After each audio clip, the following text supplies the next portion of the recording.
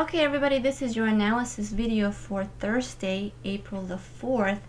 Now you'll have to forgive me today. I wasn't day trading because I had some prior responsibilities. However, I did manage to make $2,100 in after hours, and I'll tell you how I did that a little bit later. Okay, but just to give you a quick overview of what's going on in the markets, and you'll also have to forgive me because I'm not looking at some specific stocks that maybe had some sort of news today because I wasn't at the computer, so obviously I don't know what was going on. So I will just go into the usual, spiders, banks, financials, and Apple, JPM, and all of that. Okay, so let's just start with the spiders, which is always the first chart that anybody should be checking out. Now yesterday, as you know, the spiders put in a really big, not really big, it was only 1%, but it looked like it, a red candle. We had some selling on decent volume. It was just basically a distribution day.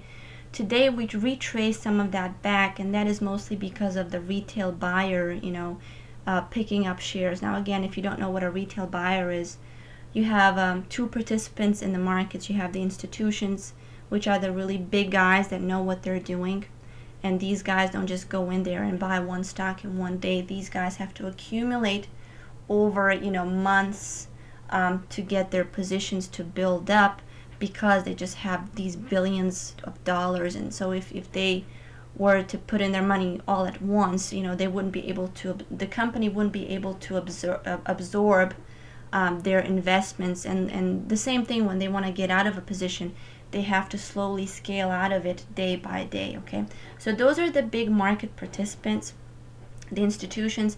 Now the retail buyer are people like us, people who go in and maybe buy 500,000 shares. We're kind of that small little hit in the market that really doesn't make a big difference.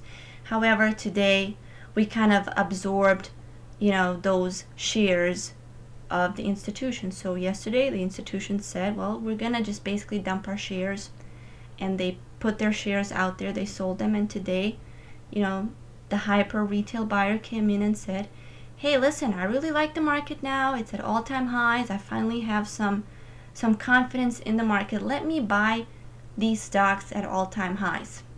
Okay, and there is some sarcasm in what I'm saying. Obviously, hopefully you're watching these videos and you're not doing that, because I keep telling you every day, don't buy this market. This market is at all-time highs. Only fools are going to buy this market. Okay, and I'm talking about a longer term. Obviously we can have a couple of longs that last a couple of days, but on a longer term scale, for the most part, people buy a stock and hold it for months. Okay, which you shouldn't do either. Okay, but this is what was happening today. The retail buyer came in, bought some shares today. No big deal. To me, this day today was a non-event. We kind of went up a little bit early on in the morning, and then just basically chopped sideways. Really no pattern whatsoever on the intraday. And when you look at the market, it opened up right here on this green candle.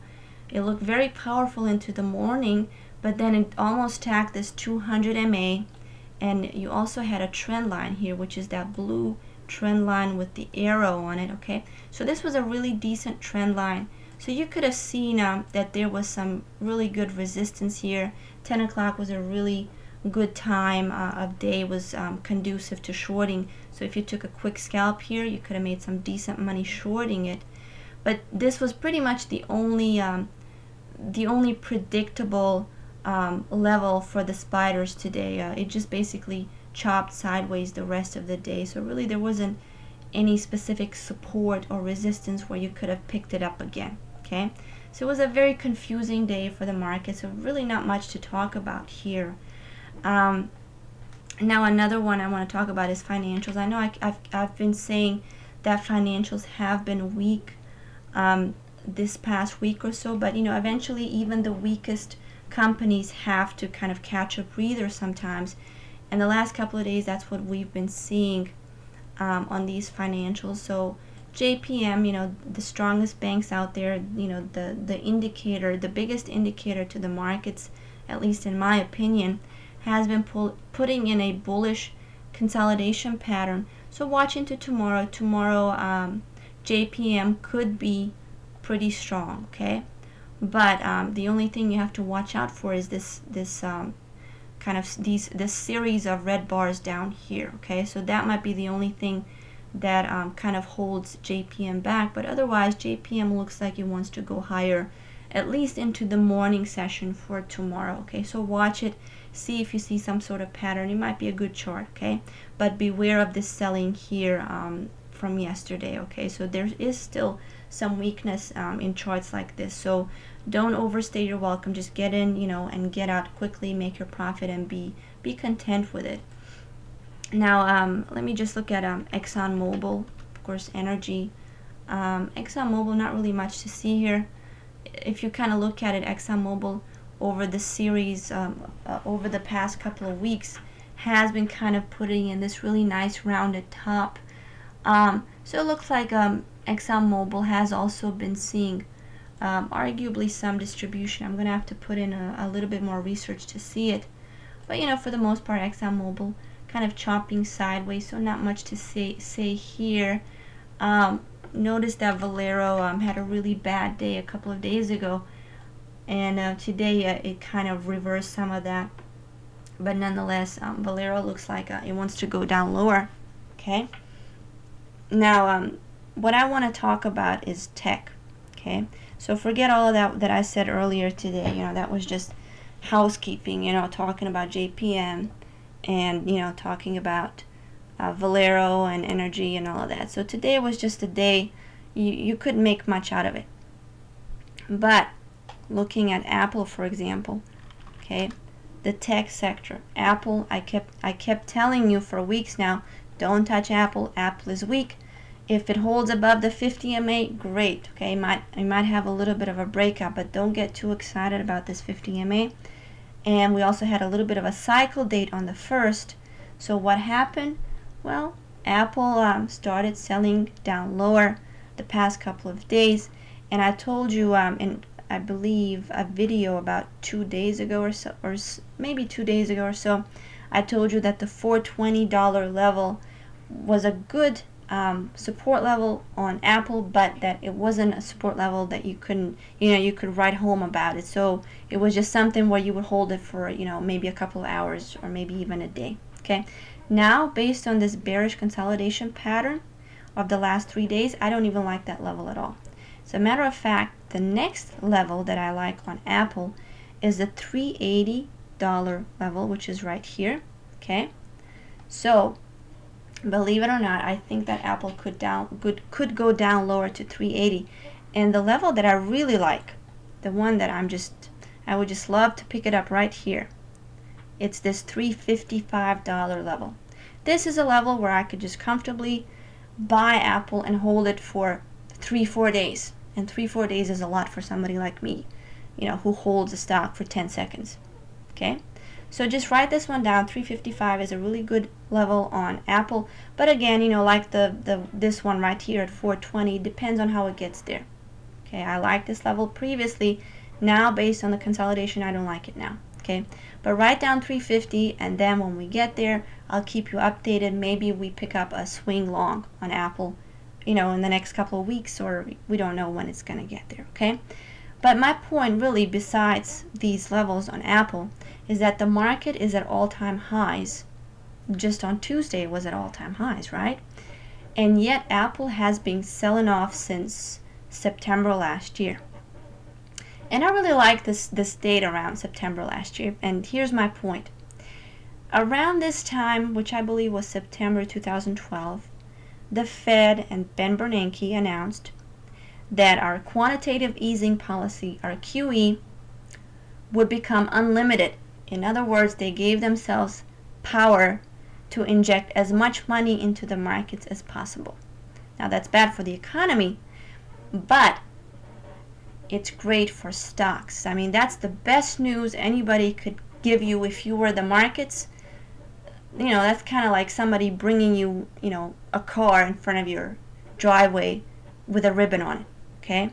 To the market, that was, the news of the century. Okay? To us, it may not mean that much, but to the market, it did.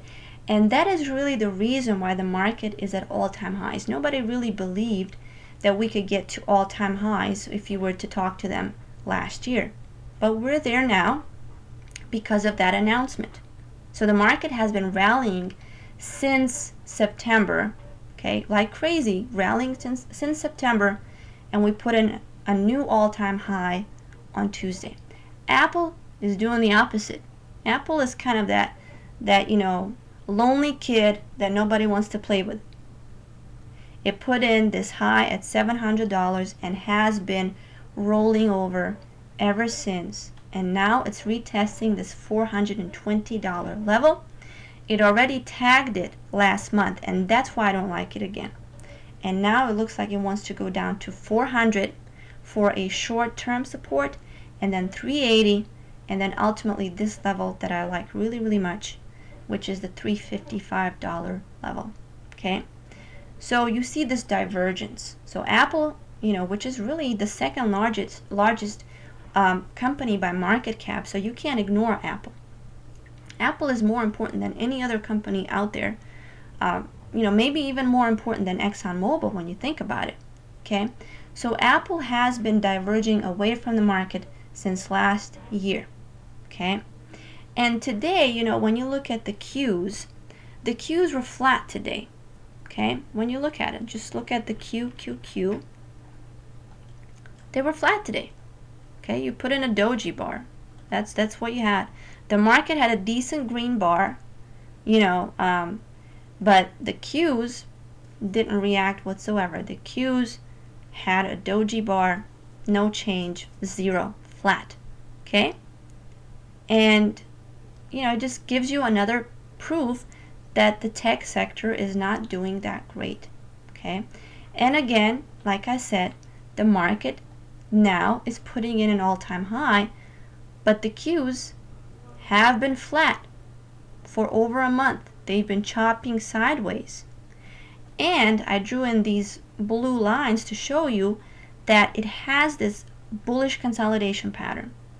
So technically the Qs want to go higher, but that's not very much credible to me. That's not very credible at all, because the market is putting in all-time highs, and these Qs are just consolidating. So, how am I going to believe that all of a sudden we're going to put in, 3 green candles and complete this pattern to get to the $70, $71 level? I don't think so. I don't believe it. And also, if you go back in time, and I'm deliberately not going to show you the year 2000 because that is the tech bubble, so I like to ignore that because that part of the chart, it's just, if you look at it, very hyperbolic. So usually when you look at the tech sector, you want to ignore that part. You want to ignore this part. You want to push it aside. So if you push that to year 2000, if you push it aside, in this context, you see that the Qs are at all-time highs. Okay? They were at all-time highs, and I say that in quotation marks, back in September 2012. Why? Because Apple was also at all-time highs back in September 2012. So see how the Qs are all about Apple. Apple is going to tell you everything. Apple's going to tell you how IBM is going to do, how Citrix and all these other smaller tech companies are going to do, because it's such a big company. It's the leader. Okay, just like JPM is the leader of financials, and unless JPM rallies, the other guys, like Goldman Sachs, Bank of America, they can't catch a bit. Same thing here with the tech sector. Apple has to go up in order for other technology stocks to go back up. And that's why the Qs have had a really hard time since September 2012 to reach this all-time high. It looks like they already had their 5 minutes of fame last year, and now they're just having a really, really hard time going back up. And that's why, to me, this bullish consolidation pattern is not very credible. And usually when you have a bullish consolidation pattern and it fails, you have a significant move lower. So I'm thinking that when the market finally starts reversing, the tech sector is going to be very, very vulnerable, and the tech sector is going to be putting in you know, these really big red bars, and it's going to go down fast and furious, and it's going to go down percentage-wise. It's going to go down significantly. Okay, so why am I telling you this? I'm telling you all of this about the tech sector because I'm building up an argument for the trade that I took today. Okay, and if you look at some other companies that are within this tech sector, okay, and look at Google, for example, another giant. What has Google been doing? Google hit a brick wall around this $844 level back in March for a whole month. Google has been very weak, while the whole market overall has been at all-time highs. Okay, here's another proof that the tech sector is doing very, very poorly. Now, another one, let's just kind of pull up some companies randomly. Let's look at Akamai. Why not? Okay, Akamai has been putting in a bearish consolidation pattern since the same date as Google has been selling off. So there is a little bit of a key date here, which is March 6th. So a lot of those tech companies have been very weak since this date. And Akamai really has had this bearish leg down. It has been consolidating, and today it broke down. It had its first breakdown candle. So here goes another piece of the puzzle for today. Today's date appeared to be significant in Akamai, in that Akamai was putting in that first breakdown candle out of this bearish consolidation pattern. So now what you could do into next week, you could follow Akamai and see if it sells down even further, you know, to see if that pattern stays intact. Another one I want to look at, for example, CTXS, which is Citrix. Same thing on Citrix. Since March, it has been going down lower. It had this, let me just zoom in so you don't have to do that.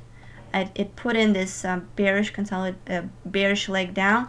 It has been consolidating sideways, is underneath these two moving averages.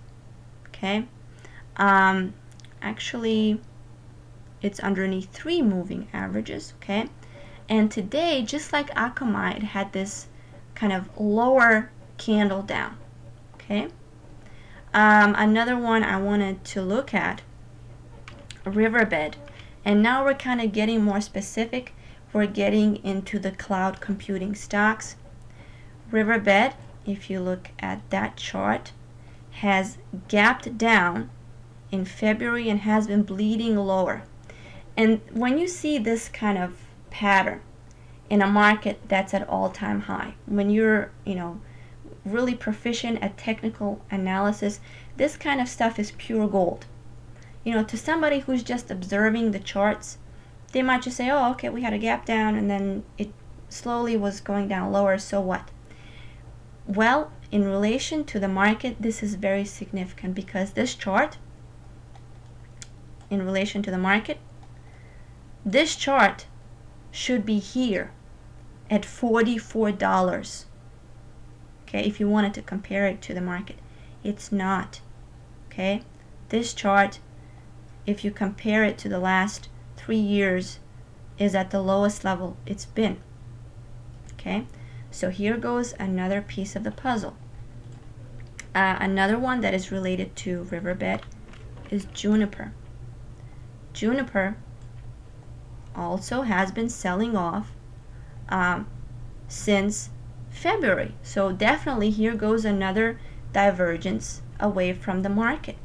Okay, and not only that, but I'm looking for proofs that would show me that today was also a significant down day. So not just in the overall context, but something that would show to me that today was a significant down day. And today was significant because we broke down, okay, below the 200 MA, and we actually broke down below these two candles right here. And that is part of the methodology. I'm not going to go into that, but that is very significant. Today was a significant day on Juniper Networks, okay? Basically confirming this bearish trend. Now, another one, a final one I want to show you here is Oracle. Remember, we were talking about Oracle a couple of weeks ago, how Oracle had earnings and it gapped down and they were horrible. And basically it's been chopping around sideways, mostly held up by the 200 MA, but nonetheless looking horrible considering the market. This is actually one of the worst performers in the tech sector. Okay, now why am I telling you this? Well, today you had a great opportunity to make money after hours. FFIV had earnings today that were released at 4 p.m. And FFIV is kind of in the same boat as Riverbed and Juniper, and it is in the tech sector, so it would be related to companies like Citrix, Cisco, Apple, Google. They're all in the same branch. Okay, so I was looking for proofs. Okay, I was looking for the clues. I was looking for what the market, for what the tech sector is telling me, and everything I looked at in the tech sector, one by one, every company was weak. And here goes FFIV that had earnings at 4 p.m. So before the market closed, I looked at the chart on FFIV and I saw the same kind of divergence. The market was at all-time highs, and FFIV since February, just like those other charts, has been bleeding lower.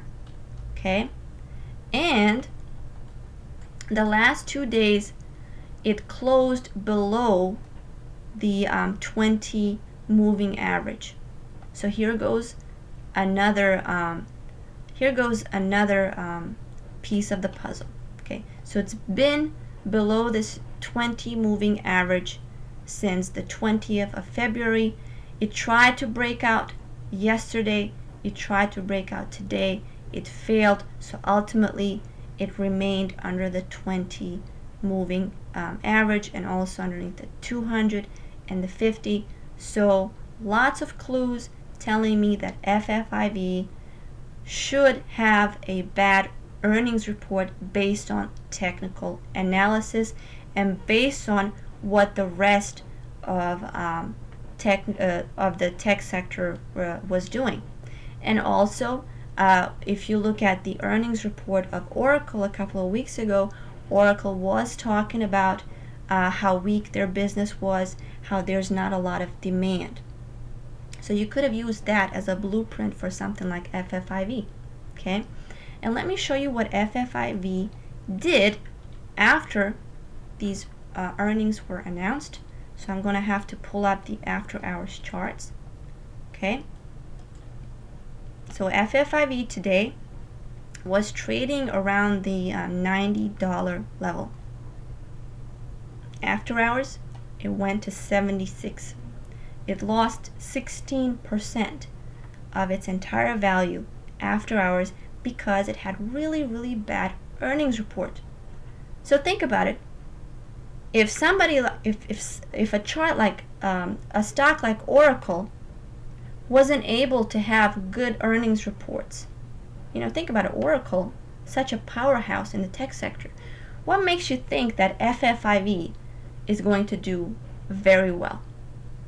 Okay, and if you see stocks like Apple, Citrix, Cisco, Riverbed, Juniper, even if FFIV itself having all these bearish patterns, what are the odds that this stock is going to come out and say, oh my god, we had this amazing earnings report that we're going to share with the rest of the world? Very slim. And that's what trading is all about. Trading is all about putting the odds in your favor. It's about aligning your probabilities so that you're on the right side of the trade. Now, I tell you in my video specifically, never play earnings, but what I mean by that, never play that same stock. So in other words, I would not allow myself to play FFIV. What if FFIV had gone 16% in the positive direction and I had picked it up at 359? Okay, now that is risky. Even though I had all these proofs, that FFIV should have a bad earnings report, nothing is guaranteed 100%. So I have this kind of insurance plan, so to speak. What I do is I pick up a competitor, because if this stock goes down, it's going to take whatever is in the same category, it's going to take those same stocks along with it. And the one that I picked up, I believe, was Cisco. Okay, yes, the one I picked up was Cisco. I picked up Cisco around the $21 level, and I covered my short right here where the blue line is at $20.50.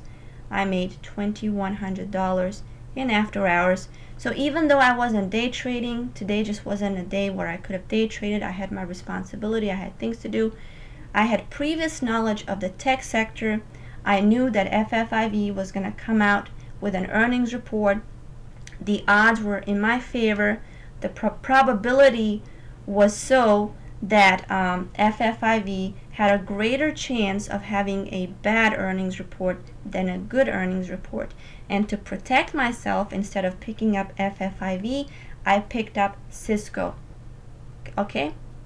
And so Cisco was the company that made me that profit, even though it was FFIV that had the bad earnings report. And I am more comfortable picking up shorts, actually, in these after hours earnings reports. And the reason being is when you're going short, these companies tend to move down more quickly in after hours. Because when you think about it, most people buy a stock. A lot of people don't even know what shorting is. A lot of people are not aware that you can go against a company, that you can buy high, that you can sell high and buy low. Everybody thinks that you buy first and then you sell. So most of these retail people out there, what they do is, and you have to kind of focus on retail people, really, when you're talking about these earnings report, because those are the ones that panic, okay? Those retail investors. So what they generally do is they buy a stock. Most of them don't short a stock. And so most of these people that were holding a stock like Cisco, a stock like FFIV, for the most part, they were long. Okay? Or at least those retail buyers that react immediately to the stock, to these earnings report. And so they panic more quickly. So the stock goes down more quickly. Whereas if you have a long, okay, if the company goes in the opposite direction, okay, it's more controlled. So you don't see as much upside for these retail buyers. Okay, so I just want you to understand that when I'm going for earnings report and I kind of look at competitors to buy or short, I prefer shorting, because then I can pick up a fewer amount of shares.